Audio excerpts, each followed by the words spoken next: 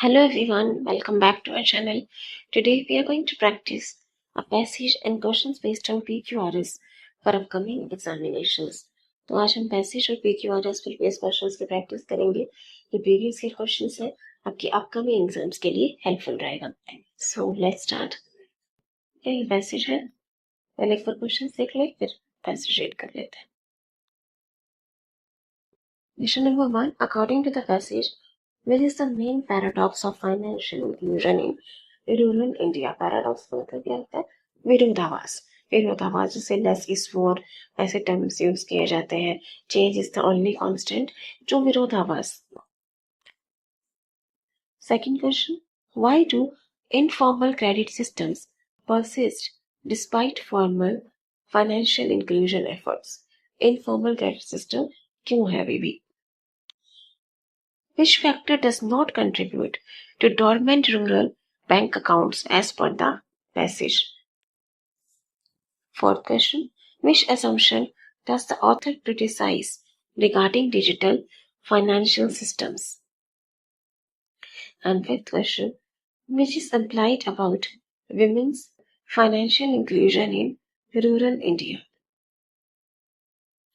ठीक है, passage read करते हैं और समझते हैं. पहले आप इसको एक बार पॉज करके स्किम कर लीजिए. ये फर्स्ट स्लाइड है, ठीक है, फर्स्ट पेज आप इसको रीड कीजिए. चाहे वीडियो को पॉज करके रीड कर लीजिए, फिर हम समझते हैं इसको.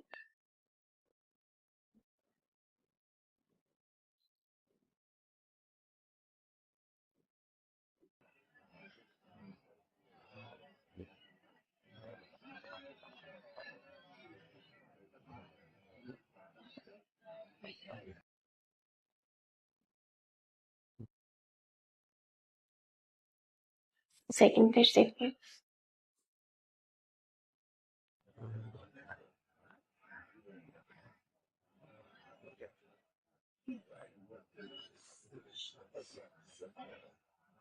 पूरा रीड मत कर सकते.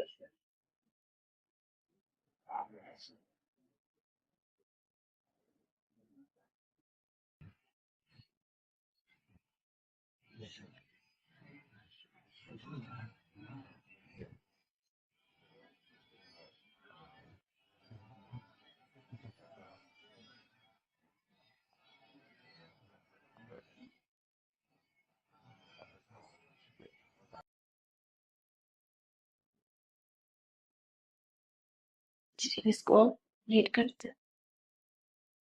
Why financial inclusion is often praised as a driver of growth.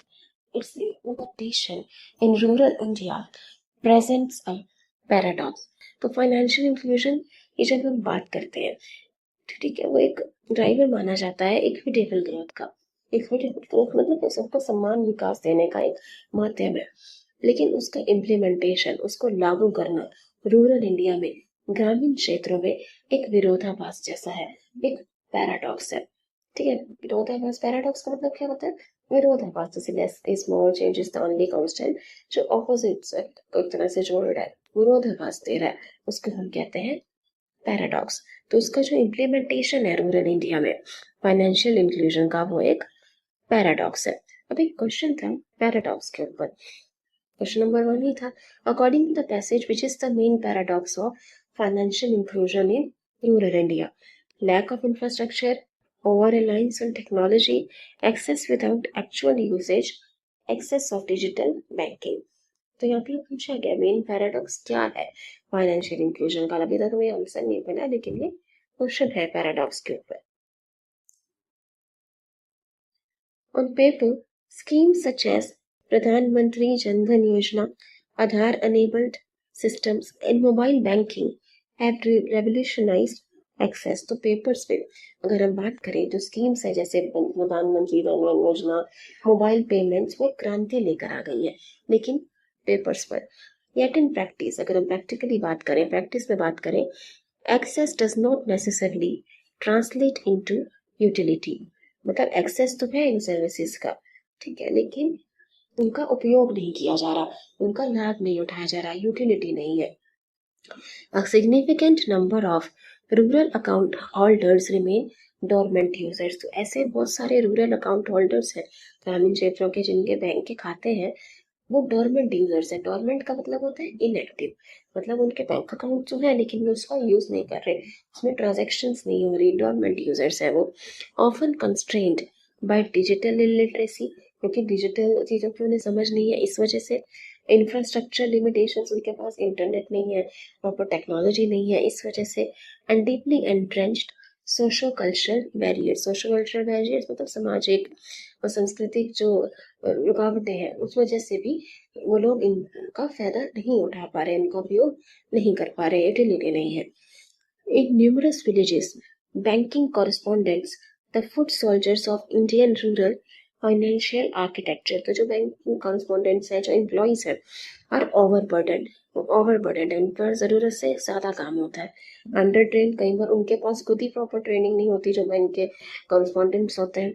And often unsupported by robust technological infrastructure, और उनके पास जो प्रॉपर इंफ्रास्ट्रक्चर भी नहीं है या फिर उसके लिए प्रॉपर ट्रेनिंग नहीं है उसको यूज करने की। The notion that a biometric fingerprint or a one-time password could substitute the financial literacy is naive at best।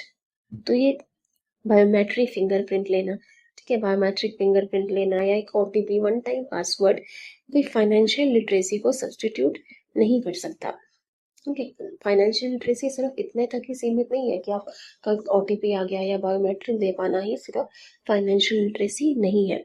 Many beneficiaries specially women phase system exclusion, तो विमेन है जो महिलाएं हैं वो उसका लाभ ही नहीं उठा पाती, not just due to lack of documentation, सिर्फ इसलिए नहीं क्योंकि उनके पास दस्तावेज नहीं है, डॉक्यूमेंटेशन नहीं है, but because patriarchal norms often discourage or control women's interactions with banking services. तो पैट्रियार्कल सोसाइटी होने की वजह से, ठीक है, पैट्रियार्कल सोसाइटी की वजह से बैंकिंग कॉरेस्पॉन्डेंट्स के साथ विमेन जो है, महिलाएं ठीक से बात नहीं कर पाती हैं, बैंकिंग सर्विसेज को एक्सेस नहीं ले पाती हैं, अपनी मर्जी से बैंक आ जा नहीं सकती है, तो उनकी लाइफ वैसे कंट्रोल किया जाता है। तो इस वजह से भी बेनिफिट जो विमेन है वो एक्सक्लूजन फेस करती है सिस्टम्स का, ठीक है, वो इसका पार्ट नहीं बन पाती।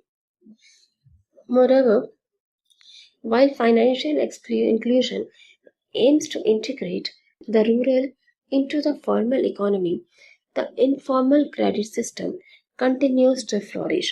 A government ने फाइनेंशियल इंक्लूजन के लिए स्टेप्स लिए हैं कि रूरल इंडिया को भी उसका पार्ट बनाया जाए, लेकिन बावजूद इसके जो इनफॉर्मल क्रेडिट सिस्टम है वो अभी भी है।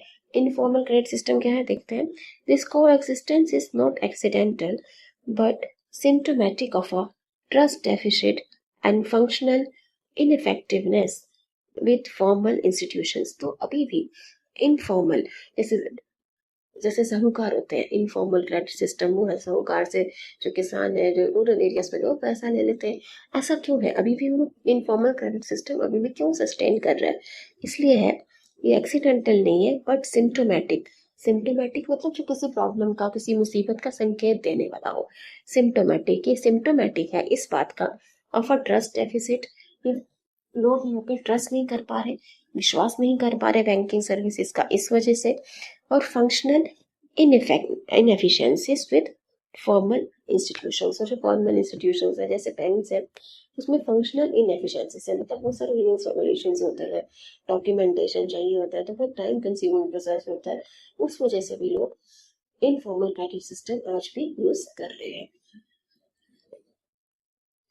लोकल मनी लैंडर्स होते हैं जो जमींदार साहूकार, एल्वेट एक्सप्लॉइटेटिव, ऑल्दो वो, एल्वेट का मतलब हुआ ऑल्दो वो एक्सप्लॉइटेटिव है, शोषण करने वाले हैं। Offer immediacy and familiarity, immediacy मतलब जब अर्जेंसी ऑफर करते हैं, जब जैसे उनको पैसों की जरूरत होती है रूरल एरियाज में लोगों को, तो वैसे ही पैसा प्रोवाइड कर देते हैं, और कोई डॉक्यूमेंटेशन वगैरह करने की जरूरत नहीं है, कोई फंक्शन बहुत सारे स्टेप्स लेने की जरूरत नहीं है, तो उनके लिए कोई ईजी ऑप्शन हो जाता है। इतने ऑफर इमीडिएसी एंड फेमिलियरिटी, और लोग उन्हें जानते भी हैं तो फेमिलियर भी होते हैं उनके साथ। Elements often absent in bureaucratic banking process, और बैंकिंग प्रोसेस में ऐसी फॉर्मेलिटी नहीं हो पाती। अर्जेंटली अगर किसी को पैसे की जरूरत है तो इमीडिएटली ऑफर नहीं कर पाते बैंकिंग सिस्टम्स, क्योंकि उनके कॉम्प्लिकेटेड प्रोसेसेस होते हैं। The digital push accelerated post 2016 demonetization and COVID-19 has undoubtedly expanded the ecosystem. तो डिजिटल सर्विसेज है उनका ज़्यादा यूज़ हुआ है डिमोनेटाइजेशन जो 2016 में नोटबंदी के बाद फिर कोविड के बाद ठीक है एक पुश मिला है डिजिटल इकोसिस्टम को. However, digital penetration without digital comprehension can widen the exclusion gap. ठीक है डिजिटल सर्विसेज अवेलेबल तो है लेकिन कॉम्प्रीहेंशन नहीं है. कॉम्प्रीहेंशन का क्या होता है अंडरस्टैंडिंग. तो लोगों का डिजिटल सर्विसेज तो समझ ही नहीं कर पाएंगे कॉम्प्रीहेंड ही नहीं करेंगे अंडरस्टैंडिंग उनको समझेंगे ही नहीं तो ये गैप जो है वो बढ़ता ही जाएगा और कोई उसका यूज नहीं कर पाएगा. Without focus digital education grievance redressal mechanisms and gender sensitive outreach financial inclusion may remain more rhetorical than real. Rhetorical का मतलब क्या होता है अलंकृत जो सजा दजा के लिखा जाता है. ठीक है अच्छे शब्दों में बात करना रेटोरिक अलंकार का यूज करना. तो जो फोकस अगर डिजिटल एजुकेशन नहीं दी जा रही ग्रीवियंस रिड्रेसल मैकेनिज्म्स ग्रीवियंस होता है जो भी प्रॉब्लम्स है जो उनके पेन है उनको समझने के लिए उनको दूर करने के लिए उनको एक सोल्यूशन प्रोवाइड नहीं किया जा रहा.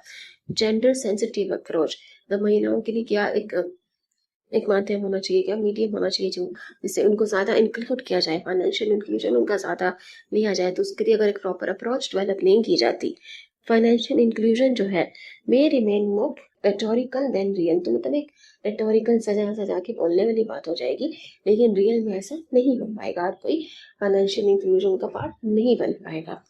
In essence true inclusion can not be measured merely by the number of accounts opened but must reflect active participation, trust and accessibility across gender, literacy and regional lines. तो financial inclusion का मतलब true inclusion का मतलब सिर्फ ज़्यादा से ज़्यादा accounts open करना ज़्यादा से ज़्यादा खाते खोलना नहीं है पर उनका एक्टिव पार्टिसिपेशन उसको यूज करना. मतलब डॉर्मेंट यूजर्स हमने शुरू में बोला था ना कि बहुत सारे जो यूजर्स हैं वो डॉर्मेंट इनएक्टिव यूजर्स हैं उनका यूज ही नहीं कर रहे. अकाउंट्स तो उन्होंने खोले हैं लेकिन ट्रांजेक्शन से नहीं है तो उसका कोई फायदा नहीं. Accessibility across gender literacy and regional lines मतलब हर कोई इसका यूज कर पाए. Until then, the dream of a financially empowered rural India will remain aspiration. तो जब तक ऐसा नहीं होता प्रॉपर डिजिटल एजुकेशन नहीं दी जाती तो जो फाइनेंशियल इंक्लूजन की ड्रीम है फाइनेंशियल एम्पावर्ड रूरल इंडिया है वो एक महत्वाकांक्षा की तरह है एस्पिरेशनल है. रियल में ऐसा होना मुश्किल है जब तक प्रॉपर डिजिटल एजुकेशन ना हो. तो ऑथर ने प्रॉब्लम भी बताई है सोल्यूशन भी दिया है बहुत अच्छे से प्रेजेंट किया है. ठीक है वो क्वेश्चन देखते हैं. सबसे पहले what is the main paradox of financial inclusion in rural India. Lack of infrastructure, over reliance on technology, access without actual usage, access of digital banking. सबसे पहले बात की थी इसकी विरोधाभास क्या है फाइनेंशियल इंक्लूजन का रियल इंडिया में. आंसर हो जाएगा access without actual usage. Access without actual usage. यहाँ पे देखिए प्रेजेंट्स अ पैराडॉक्स और यहाँ पे आगे लिखा भी है in practice access does not necessarily translate into utility. ठीक है एक्सेस विदाउट यूसेज. नेक्स्ट देखिए why do informal credit systems persist despite formal inclusion efforts. अभी भी इनफॉर्मल क्रेडिट सिस्टम साहूकार ये सब क्यों एग्जिस्ट करते हैं. ड्यू टू स्ट्रिक्ट डॉक्यूमेंटेशन क्योंकि वो बहुत सारे डॉक्यूमेंटेशन मांगते हैं. क्या जो इनफॉर्मल क्रेडिट सिस्टम है वो तो इमीडिएटली ऑफर करते हैं तो ये तो नहीं होता. Trust and familiarity of local lenders ये हो सकता है. Higher interest rate attract borrowers. जब ब्याज ज्यादा होगा इंटरेस्ट रेट ज्यादा होगा तो क्या बोरोअर्स अट्रैक्ट होंगे. ठीक है. Government incentives are unavailable. ऐसा नहीं है कि गवर्नमेंट के इंसेंटिव अवेलेबल नहीं है. आंसर हो जाएगा trust and familiarity of local lenders. देखिए local lenders offer immediacy and familiarity. तो फैमिलियरिटी की वजह से इमीडिएसी की वजह से उन पर ट्रस्ट होने की वजह से लोग एग्जिस्ट करते हैं. Third question which factor does not contribute to dormant rural bank accounts. जो इनएक्टिव बैंक अकाउंट्स है वो इनमें से कौन सा फैक्टर इसको कंट्रीब्यूट नहीं करता as per the passage? Patriarchal social norms, digital illiteracy, mobile network expansion, lack of financial literacy. कौन सा फैक्टर कंट्रीब्यूट नहीं करता dormant public rural bank accounts में? पैट्रियार्कियल सोशल नॉर्म क्या कंट्रीब्यूट नहीं करता? वो तो वुमेन को रिस्ट्रिक्ट करता है, तो कंट्रीब्यूट करता है इनएक्टिव अकाउंट्स में। डिजिटल इलिटरेसी ऑफकोर्स कंट्रीब्यूट करता है। Lack of financial literacy, lack of financial literacy हाँ वो भी कंट्रीब्यूट करता है, तो आंसर हो जाएगा मोबाइल नेटवर्क एक्सपेंशन।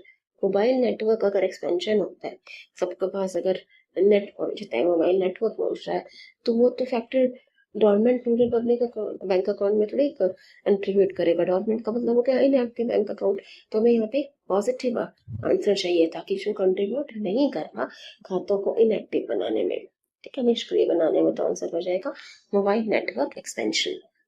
नेक्स्ट देखिए, विच assumption does the author criticize regarding digital financial system? में कौन सी assumption को ऑथर ने उसकी आलोचना की है, क्रिटिसाइज किया है?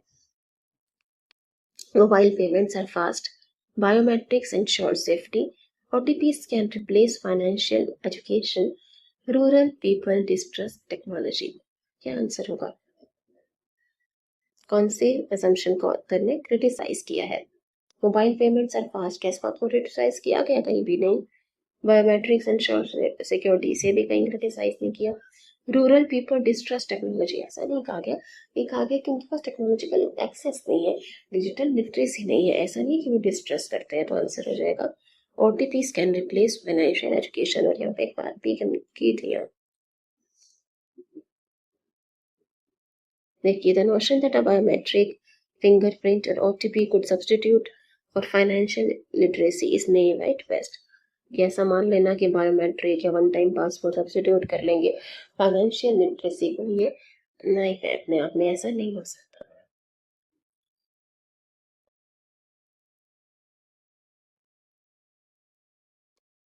नेक्स्ट देखिए, what is implied about women's financial inclusion in rural India? They benefit more from informal leaders. Lack of Aadhaar is the main barrier. Cultural factors hinder their financial agency. They lead financial decisions at home. वो lead करते हैं financial decision, ऐसा तो नहीं कहा और सच में। Lack of Aadhaar main barrier है, ऐसे बात नहीं की गई। They benefit more from informal leaders, ये भी नहीं कहा था कि इनफॉर्मल लीडर्स इमीडिएट सफर करते हैं, फैमिलियर है, लेकिन बेनिफिट ज्यादा होता है, मेंशन नहीं किया। आंसर हो जाएगा cultural factors hinder there financial agency. Cultural factors की वजह से, वहाँ पे मेंशन भी था। Especially women face systemic exclusion, patriarchal norms की वजह से, तो कल्चरल बैरियर्स आंसर हो जाएगा। ठीक है, फर्स्ट का answer access without actual usage.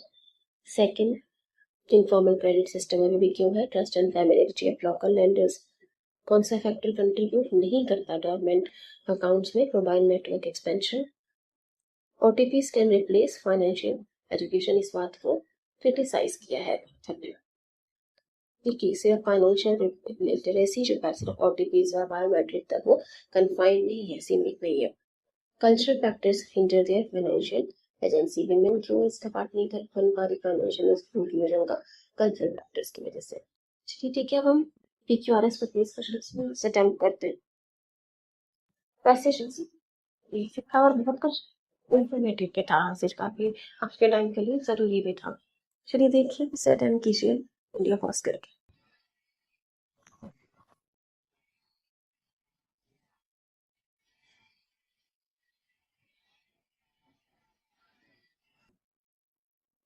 चलिए देखते हैं आंसर।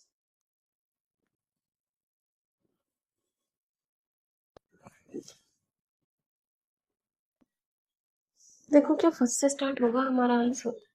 1 2 3 4 हो सकता है। 1 में है the most prevalent of this is the peer review process.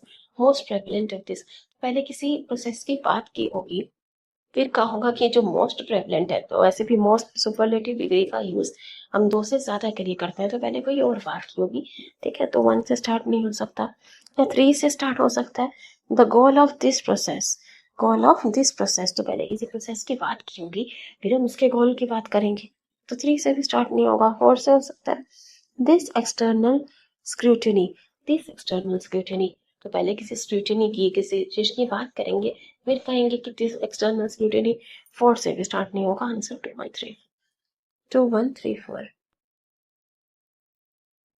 उनके साथ है, इसमें रीड नहीं करना। 2 1 3 4 आंसर। नेक्स्ट देखिए इसको टेम्परेचर।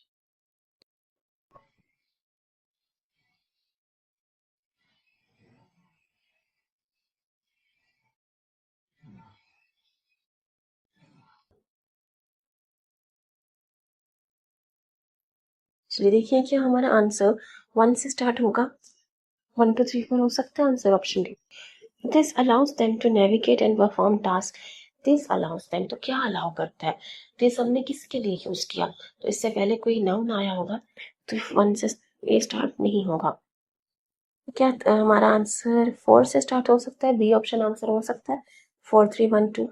देखो 4 में लिखा है this machines are design to assist humans. These machines, तो दीज इस मशीन्स की बात कर रहे हैं, पहले किसी मशीन की बात की होगी जिसके लिए हमने दीज यूज किया है। तो 4 से भी स्टार्ट नहीं होगा, आंसर या तो आपका 2 से स्टार्ट हो रहा है या 3 से। 2 और 3 में है the core of a modern robot is it's programming. और 2 में दिया हुआ है robotics is an interdisciplinary field of engineering and computer science. देखो इसमें इंट्रोडक्टरी सेंटेंस आपको क्या लग रहा है? इंट्रोड्यूस किसमें किया जा रहा है, 2 में या 3 में? 2 में देखो, अगर आप 2 में दिया है ना, it is an interdisciplinary field of engineering and computer science that deals with design, construction and operation of robots. तो रोबोट्स के बारे में पहले बात 2 में की गई है, फिर 3 में कहा गया है the core of a modern robot is it's programming.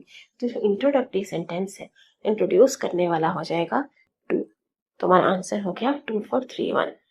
2 3 से पहले आना चाहिए, 2 4 3 1, ये दोनों पहले ही हट गए थे। 2 4 3 1 आंसर होगा, ये और ये हट गए थे। ये इंट्रोडक्टरी सेंटेंस 2 है, तो ये भी आंसर नहीं होगा। 2 4 3 1। Thank you everybody. Thanks for watching.